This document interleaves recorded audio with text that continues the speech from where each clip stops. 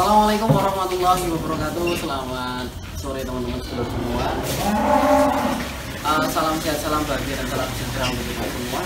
Masih bersama Sapi lagi ya. Kali kesempatan ini saya berada di tayangan depan, di mana tayangan depan ini sudah full banget ya. Full banget dengan sapi-sapi kurban. Ngomong-ngomong sapi kurban, nanti kita sedikit bahas sapi yang beda dan tidak umum. Artinya tidak sepada seperti umumnya atau berbeda jenisnya atau warnanya. Itu pada intinya di kesempatan kali ini nanti kita bakal bahas sapi yang ada di sebelah kanan saya ini, bernama sapi merah. Sapi PO tapi bukan putih, sapi merah tapi bukan simental. Terus sapi apa? Pegon bukan, Brahman Cross, telinganya kecil. Ya mungkin seperti itu dulu. Nanti kita bakal bawakan sapi ini dan kita banyak bicara di luar ya.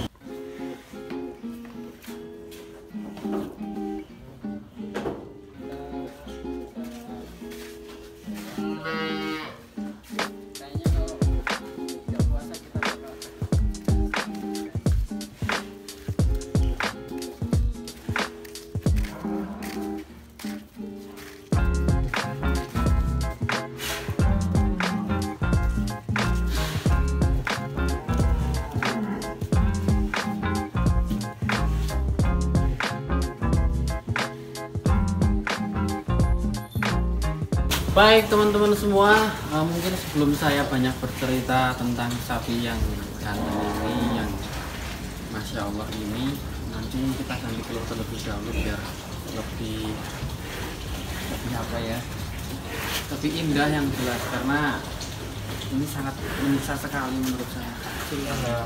Takutnya nanti malah sobek. Mungkin seperti itu nanti biar yang ganti telur Mas Yuli, karena kekuatannya masih penuh. Mas Yuli pon monggo. Bismillah. Seperti biasa alat sudah kita siapkan, ada tali pengait kanan kiri, telur, kalung seadanya.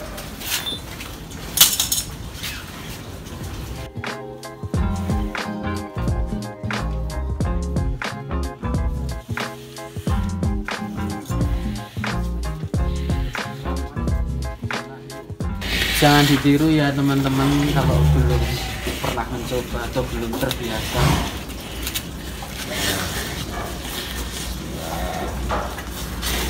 Nah ini kita bisa lihat nih ya, ini karena kecilnya kelop.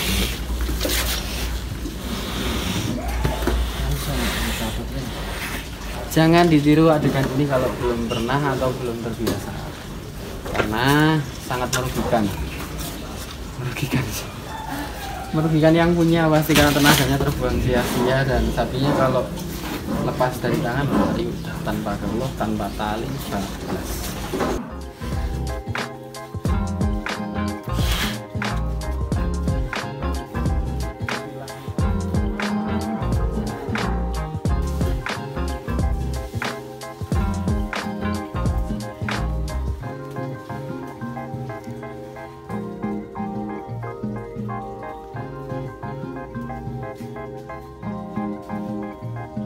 Oke teman-teman semua, tadi kita sempat ganti geloh bersama dibantu dengan Mas Yuli, dan tiba saatnya kita bakal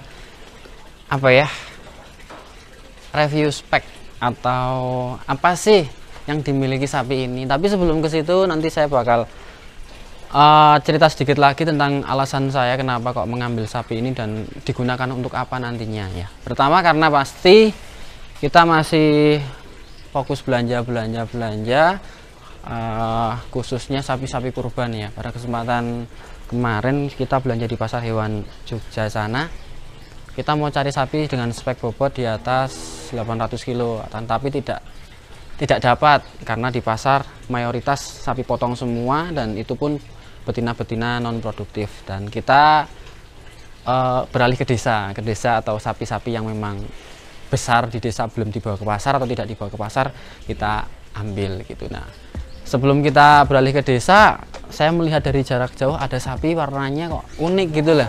Artinya ini sapi PO tapi kok warnanya merah, sapi simental tapi kok kakinya kaki PO, ada punuknya, kepalanya juga kayak sapi Brahman. Dibilang sapi Brahman kok telinganya kecil, wes pokoknya beda gitu. Akhirnya kita tanya harganya, kok masuk gitu, lalu kita minta apa panjer gitu, dan saya timbang ini sapinya, kok bobotnya juga, maksudnya menurut saya gitu ya, kalau bobot sapi PO mungkin segini kan 500-an ya teman-teman, 550 mungkin. Nah ini kemarin kita timbang nyampe di angka 638, 640 gitu aja ya, itu pun kondisi lapar di pasar. Nah akhirnya ya wes kita deal dengan harga timbang, kita bawa pulang dan sekarang sudah ada di rumah. Lalu digunakan untuk apa nantinya? Pastinya kita bakal rawat lagi agar menjadi jauh lebih besar. Akan tapi mungkin kalau nanti di waktu kurban short ya nggak tahu gitu. Itu alasan dan sejarah sedikit ya. Lalu di sini yang bakal kita bahas adalah keistimewaan atau spek yang dimiliki dari sapi ini sendiri. Tidak lain, yang pertama adalah warnanya ya. Jarang-jarang ketika kita melihat sapi PO dengan warna merah. Ada, akan tapi di situ Brahman cross atau sapi potong, biasanya sapi luar yang siap dipotong. Akan tapi kalau sapi Brahman cross itu ya gimana sih? Galak yang pertama ya. Selain galak ya khususnya dia dipotong, bukan untuk dipelihara lagi. Biasanya di samping itu sapinya pendek-pendek, galak, gemuk banget, dan khususnya dipotong lah. Kalau ini insya Allah kalau memang nanti belum short atau masih di kandang, mungkin nanti kita bisa pergunakan untuk gerobak juga. Lalu sekarang seperti biasa kita review spek atau kita update satu-satu masing-masing dari sapi yang dimiliki.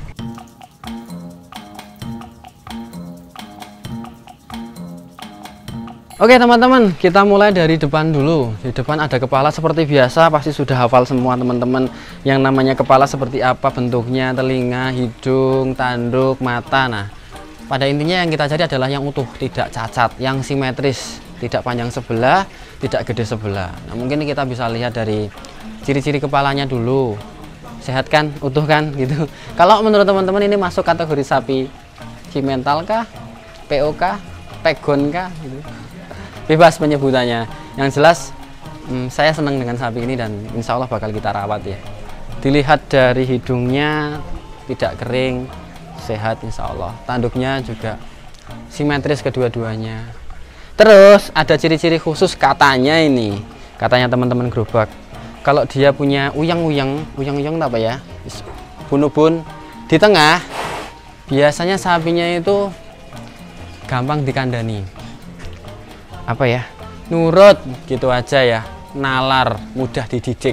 Tetapi kalau dia punya uyang-uyang di samping kayak gitu, kayak paling boy, nakalnya dikandani angel, susah dididik susah dan pilih-pilih orang. Kalau sudah nyaman dengan A ya nggak mau pindah ke B dan sebaliknya. Tapi kalau punya uyang-uyang di tengah, katanya juga berarti udah insya Allah dididik A, B, C, D, F, itu manut gitu. Tapi itu cuma sebagai apa ya, sebagai semangat kita aja, jangan cuma percaya 100%. Nanti takutnya punya aku kok uyang-uyangin yang tengah galak banget, waduh saya dimarahin satu Indonesia.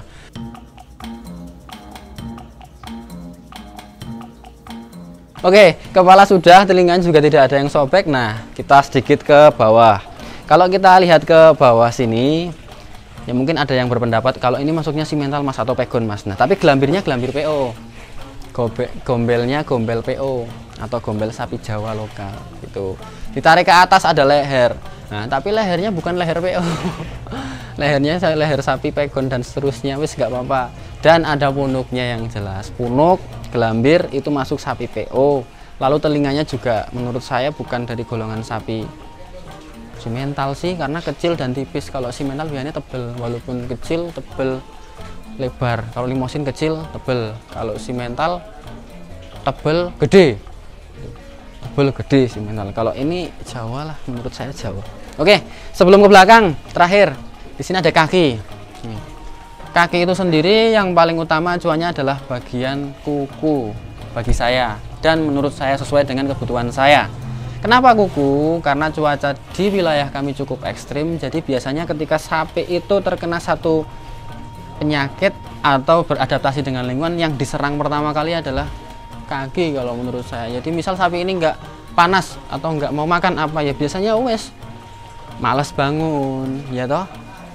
Terus apa, rancak gitu, rancak itu kayak kram kakinya, padahal nggak ada yang luka nih, nggak ada yang bengkak dan seterusnya.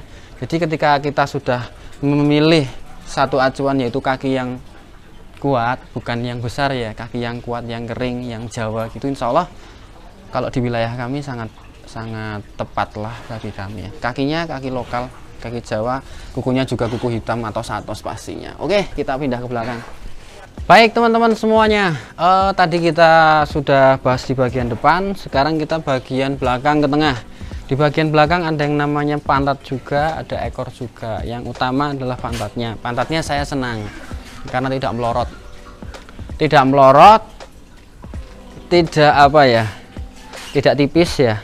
Pokoknya ini pantat yang pada umumnya dimiliki sama sapi kayak ginilah. Biasanya kalau tipis itu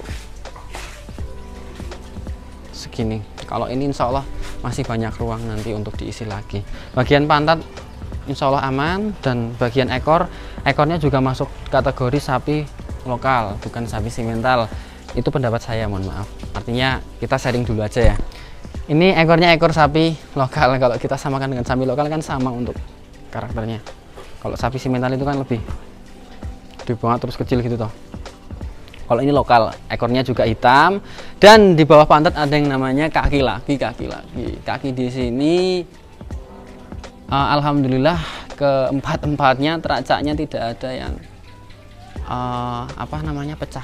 Biasanya, bukan biasanya nih teman-teman, sedikit sharing ya. Di musim ini 4 bulan terakhir ini kebanyakan dari sapi-sapi kita, entah PO, entah limosin, entah simental, kebanyakan kukunya pada kropos dan pecah. Nah itu karena faktor apa? Ya faktor perawatan juga, faktor cuaca juga. Tapi itu semua bisa kita cegah, itu semua bisa kita obati dengan metode atau perawatan kita sendiri. Oke, nggak usah bahas itu. Ini sapinya masih utuh semua, kaki-kakinya, teracak-teracaknya. Dan kita geser lagi ke bagian depan. Di sini ada kelaminnya masih nempel ke atas ya. Mohon maaf, testisnya itu, torpedonya ya masih muda. Ini masih P1, dan kalau dibilang Majapahit ya bukan, kalau dibilang bukan ya tapi kok hitam gitu ya wis terserah lah. Kalau Majapahit kan ciri-cirinya sapi PO warna putih, tapi garis dari ujung pantat bagian atas sampai ke depan itu warnanya hitam. Kayak Gareng itu kan Majapahit, Mbah Gareng itu Majapahit, terus Herseto Majapahit, terus siapa lagi ya, udah sih, Gareng, Herseto, Rocky, Majapahit itu hitam semua. Oke teman-teman, kesimpulan dari video kali ini bahwasanya untuk jenis sapi ini adalah sapi crossing gitu aja ya, biar benar. Karena kalau menyebutnya sapi PO ya bukan, simental bukan, Brahman bukan gitu, sapi crossing. Dan semoga harapan baik untuk kita semua, doa baik, sapi ini bisa hidup, bisa makan dengan semestinya pada teman-temannya yang lain sama, dan memberikan kebahagiaan, kesenangan untuk kami dan teman-teman kandang yang lain. Seperti itu. Mungkin cukup dari saya, banyak tutur kata atau perkataan yang memang kurang berkenan mohon dimaafkan. Walaupun minkum, wassalamualaikum warahmatullahi wabarakatuh.